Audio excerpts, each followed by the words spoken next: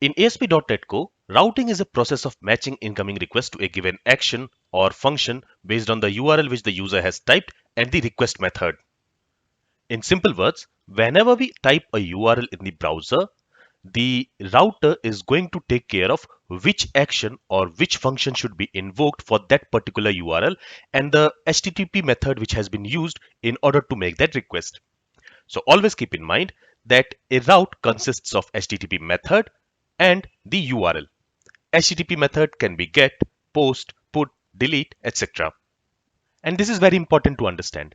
A route does not consist only of URL. A route consists of URL plus the HTTP method which has been used in order to make that request. For example, let's say a user has made a GET request to http://localhost/home. So here the user is basically looking for the home resource.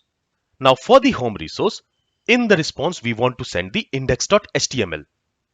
But how the ASP.NET Core application will know that for the home resource, whenever a user makes a GET request to the home resource, it has to send the index.html file.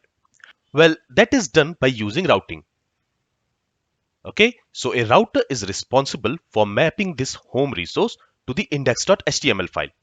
Whenever a GET request is made for the home resource, the router will map that resource to the index.html file so that in the response, that index.html file can be sent. Now generally, we don't simply send the HTML file in the response. Whenever a request is made, for that request, an action or we can say a function is getting executed. To be more precise, a middleware function gets executed for each route. And that middleware function is responsible for sending the response based on the HTTP method which has been used to make the request plus the URL which the user has entered. So for each route, we define a middleware and that middleware function gets executed for that particular route. And we can define different middlewares for the same URL but for different HTTP methods. For example, let's say a user is making a GET request to this URL. In that case, we want to return all the products from our middleware function. But if the user makes a POST request on the same URL, we want to create a new product. Now, if the user makes a GET request to this URL, in that case, we want to return a single product. But if the user makes a PUT request for the same URL, we want to update that product. And if the user makes a delete request to the same URL, we want to delete that product. So as you can see, based on the HTTP method used, even though the URL is same, we might want to perform different actions. And that is taken care by routes in ASP.NET Core.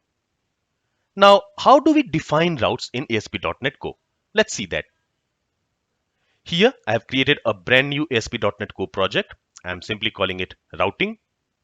And here, we are going to define some routes. So the first thing which we need to do is, after we have created this web application object, on this web application object, on this app object, we are going to call use routing middleware. This use routing is a built-in middleware in ASP.NET Core.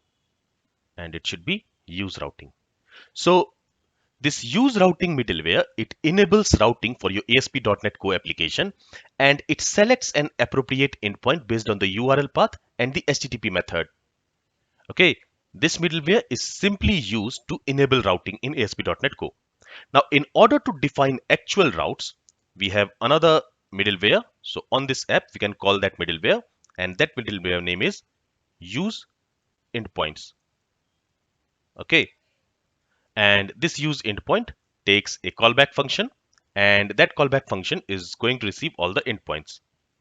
So here let's specify a parameter and inside this callback function we can define all our routes. Okay, so here we can define all our routes. Now we can also define routes like this. So here also we are defining a route, but this is not the proper way of defining routes in ASP.NET Core applications. So I'll go ahead and I will remove it. Okay, so we don't need to call this use routing middleware or this use endpoints middleware in order to create the routes.